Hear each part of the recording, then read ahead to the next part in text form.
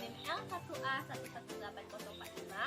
Saya merupakan mahasiswi dari program studi kehutanan Fakultas Pertanian Universitas Jambi. Di video kali ini saya akan menjelaskan materi silvikultur hutan alam mengenai sistem silvikultur hutan mangrove. Yuk kita simak. Seperti yang telah saya katakan tadi, pembahasan kita kali ini mengenai sistem silvikultur hutan mangrove. Nah, udah pada tahu belum apa itu hutan mangrove? Jadi, hutan mangrove atau hutan bakau atau juga sering disebut dengan hutan payau adalah tipe hutan yang terdapat di sepanjang pantai atau muara sungai yang dimana hutan ini dipengaruhi oleh pasang surut air laut. Maksudnya itu adalah tergenang air laut pada saat pasang dan bebas dari genangan pada saat surut. Tempat tumbuh pada hutan mangrove ini umumnya itu berlumpur, dan hutan ini tersebar dari kawasan tropis sampai subtropis. Komposisi jenis hutan mangrove itu tergantung pada tanahnya, intensitas genangan, dan salinitas air laut. Rhizophora sp, Bruguiera sp, dan Cereus sp itu termasuk ke dalam famili Rhizophoraceae, di mana famili Rhizophoraceae ini merupakan jenis tanaman yang jumlahnya paling banyak di hutan mangrove dan kayunya itu mempunyai nilai ekonomi yang paling tinggi. Ternyata hutan mangrove itu memiliki peran yang penting loh. Nah, apa aja peran dari hutan mangrove ini? Peran hutan mangrove yang pertama yaitu sebagai penyangga sistem penunjang kehidupan. Mengapa demikian? Karena hutan mangrove dapat digunakan sebagai tempat memijah dan berkembang biaknya ikan-ikan, kerang, kepiting, dan udang. Selain itu juga, hutan mangrove dapat digunakan sebagai tempat berlindung, bersarang, dan berkembang biak bagi burung dan satwa lainnya. Dan juga dapat sebagai tempat mencari makan bagi berbagai biota laut. Hutan mangrove dapat juga melindungi pantai dan sungai dari bahaya erosi dan abrasi. Dapat menahan badai atau angin yang kencang dari laut. Nah, peran hutan mangrove yang kedua yaitu penyedia sumber daya. Mengapa demikian? Karena hutan mangrove itu dapat menghasilkan kayu yang dapat dimanfaatkan sebagai kayu bakar, arang, dan bahan bangunan. Selain itu juga dapat menghasilkan bahan baku industri, obat-obatan, pangan, dan dapat menghasilkan bibit ikan, kerang, kepiting dengan melalui pola tambak. Jadi, hutan mangrove dapat menghasilkan berbagai jenis barang yang bernilai tinggi dan jasa lingkungan yang bermanfaat untuk menunjang kesejahteraan dari masyarakat pesisir.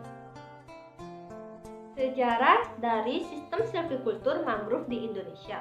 Pembahasan kita yang pertama yaitu sejarah silvikultur mangrove sebelum tahun 1978. Jadi, pada tahun 1933, tepatnya pada tanggal 7 Januari 1933, Kantor Besar Dinas Kesehatan Rakyat itu mengeluarkan surat perintah nomor 669/C, di mana surat perintah ini melarang adanya penebangan mangrove pada lahan hutan sejauh kurang dari 3 km. Hal tersebut untuk mengontrol populasi nyamuk malaria. Lalu, pada tahun 1938, peraturan yang menyangkut petunjuk silvikultur mangrove dikeluarkan pada 1 Juli 1938 melalui Peraturan Nomor 13062/465/BIR oleh Jawatan Kehutanan. Menurut peraturan tersebut, hutan mangrove harus dibagi menjadi 3 wilayah manajemen, yaitu yang pertama, hutan produksi mangrove dengan Rhizophora sebagai jenis yang dominan. Di area hutan ini diberlakukan sistem tebang habis dengan meninggalkan 60-100 pohon induk yang berdiameter lebih dari 20 cm per hektar. Yang kedua, hutan mangrove yang tidak layak untuk produksi kayu. Dan yang ketiga, hutan lindung sepanjang garis pantai dan pinggir sungai. Kemudian pada tahun 1952, Versteeg memperkenalkan working plan untuk hutan mangrove di Bengkalis yang menggunakan sistem yang disebut aerial method. Berdasarkan metode ini, siklus tebang itu diatur 30 tahun dengan meninggalkan 64 pohon induk per hektar yang berdiameter 45 cm dan tersebar merata di seluruh area hutan bekas tebangan. Menurut metode ini, hutan mangrove dibagi ke dalam subblok dengan luas 120 hektar per subblok.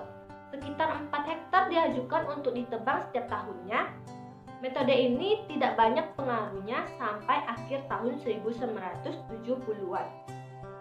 Lalu, pada tahun 1954, tepatnya pada tanggal 30 Juni 1956, Lembaga Penelitian Hutan mengeluarkan Surat Rekomendasi nomor 2854/42 yang menganjurkan sistem silvikultur yang disebut dengan standar clear cutting system.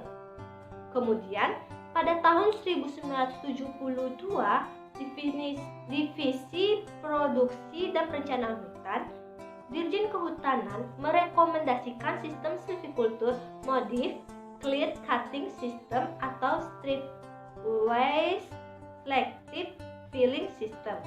Beberapa rekomendasi penting dari sistem silvikultur ini antara lain, yang pertama, dilarang adanya penebangan di hutan selebar 50 meter dari garis pantai atau 10 meter sepanjang pinggir sungai. Yang kedua, penebangan hanya dibolehkan pada jalur 50 meter dengan posisi tegak lurus garis pantai. Sementara itu, suatu jalur selebar 20 meter di antara jalur yang ditebang tidak boleh diganggu karena fungsinya sebagai penghasil biji atau buah untuk menjamin regenerasi alam. Yang ketiga, penebangannya hanya dilakukan terhadap pohon berdiameter 7 cm ke atas di dalam jalur penebangan. Yang keempat, bila ketersediaan permudahan alam di area hutan tersebut tidak cukup, maka harus dilakukan penanaman perkayaan dengan jarak 2 x 3 meter.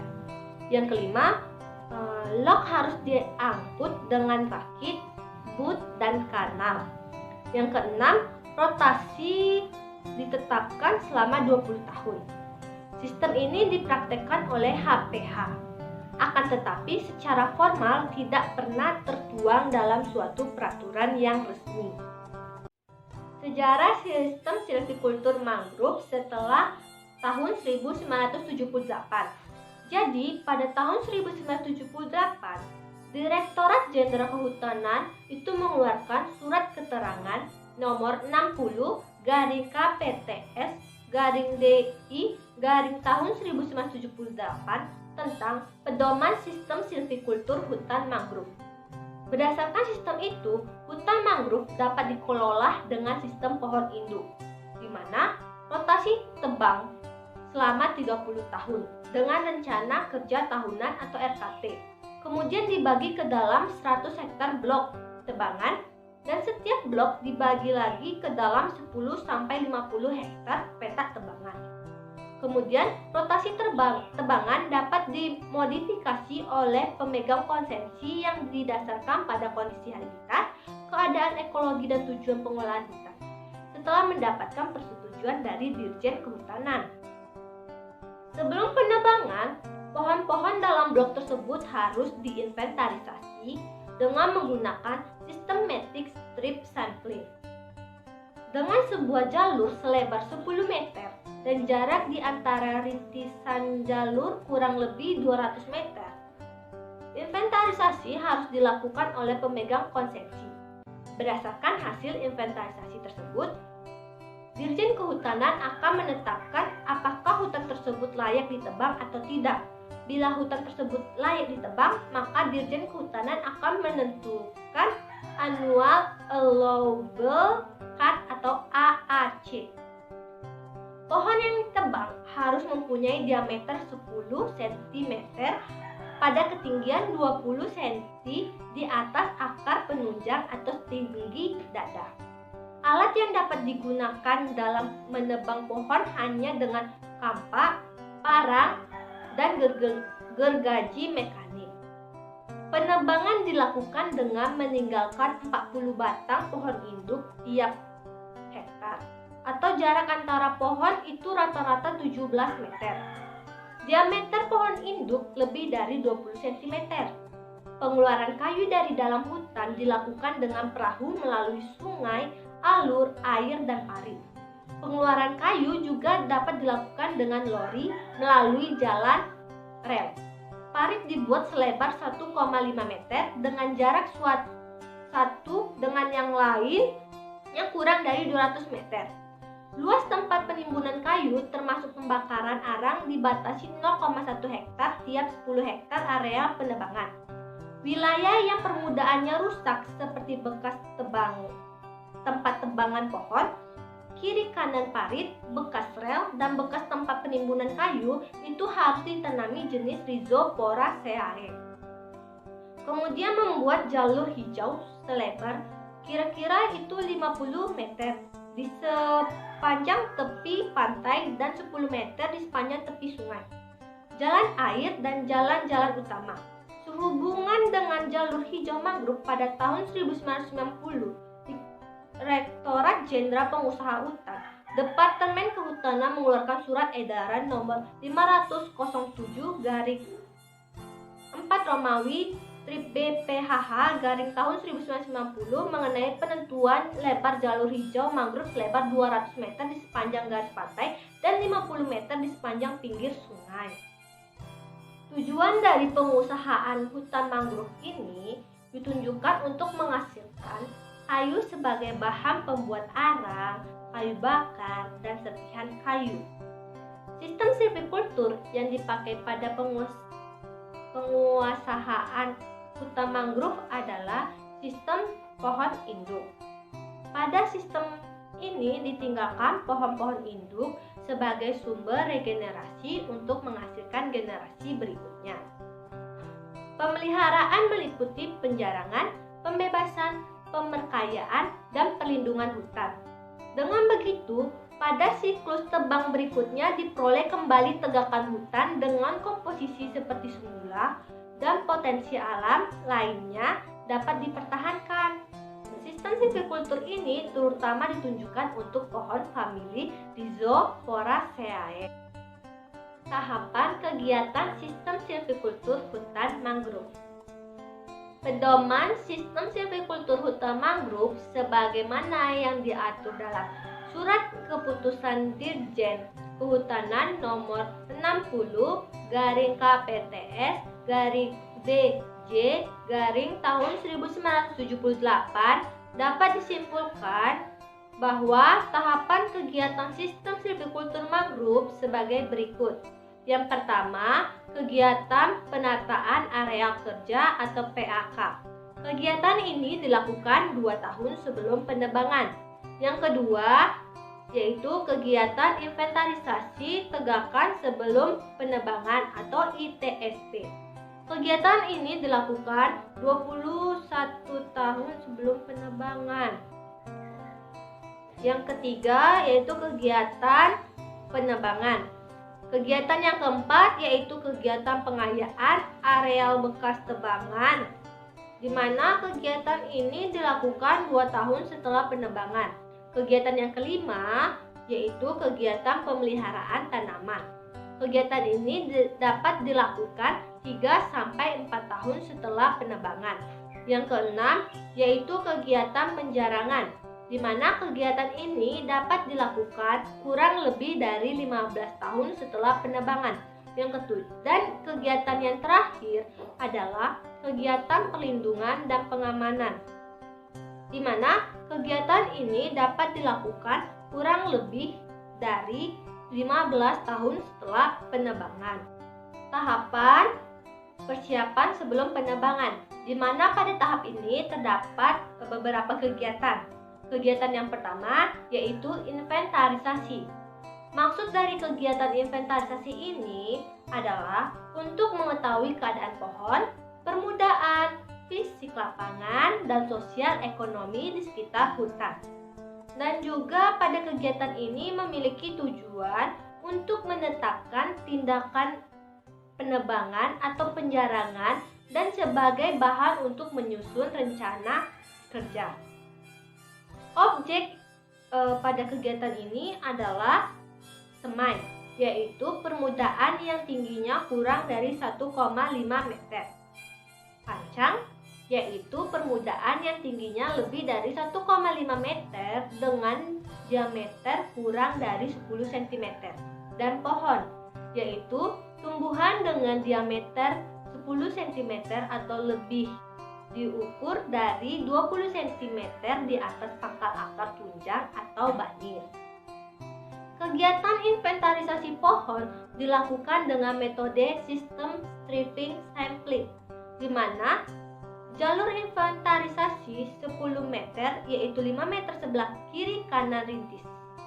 Rintis pertama ditetapkan secara acak dan semua pohon dalam jalur rintis dicatat jenis dan diameternya. Kegiatan inventarisasi permudaan dilakukan dengan metode sistem slot sampling, di mana semai dicatat jenis dan jumlahnya pada petak yang berukuran 2 x 2 meter. Lalu, petak tersebut dibuat setiap jarak 100 meter dengan posisi berseling dengan arah rintis. Sedangkan pancang diamati pada petak 5 x 5 meter dengan jarak 100 meter dengan posisi berseling rintis. Pengolahan data pada kegiatan itu di mana nama jenis dibedakan ke dalam kelompok Rhizoporaceae dan non-Rhizoporaceae. Kemudian, volume pohon itu dihitung berdasarkan tabel isi jenis. Dan volume itu dikelompokkan ke dalam kelas yang berdiameter 10 sampai 20 cm, 21 sampai 30 cm, 31 sampai 40 cm, dan lebih dari 40 cm. Kegiatan yang kedua yaitu kegiatan penataan hutan. Pada kegiatan ini, wilayah kerja itu dibagi ke dalam kelas perusahaan hutan dan unit kerja tata hutan. Wilayah kerja itu dibagi lagi ke dalam areal kerja 5 tahunan untuk siklus 30 tahun. Tiap blok kerja diberi batasan dengan menggunakan patok cat merah setiap 100 meter atau pohon yang dicat merah setiap 25 meter. Kemudian pada kegiatan ini dilakukan pembagian kelas perusahaan berdasarkan kelas hutan mangrove lindung, di mana pohon pada kelas ini tidak boleh diganggu.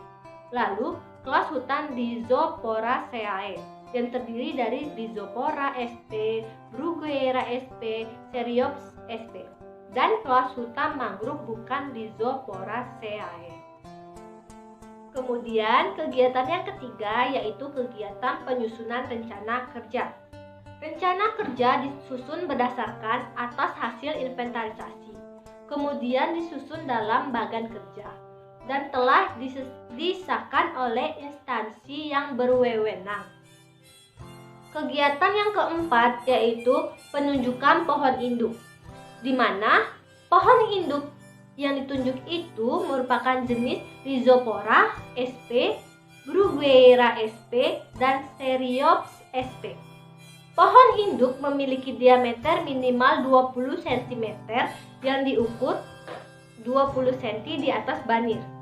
Pohon induk juga harus berbatang lurus dengan tajuk lebar dan sehat.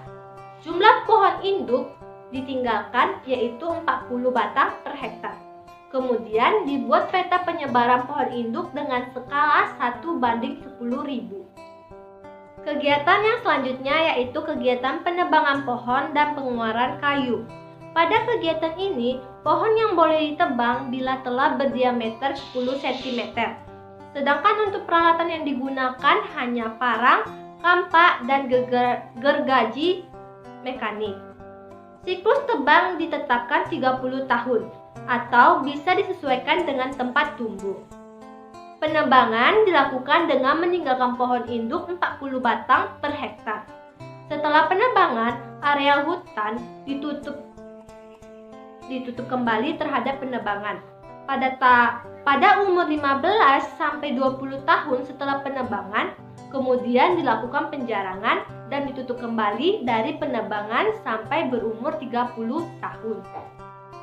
Kemudian kegiatannya selanjutnya yaitu pemeliharaan bekas tebangan. Pada kegiatan ini ada beberapa kegiatan lagi, seperti yang pertama itu kegiatan penjarangan.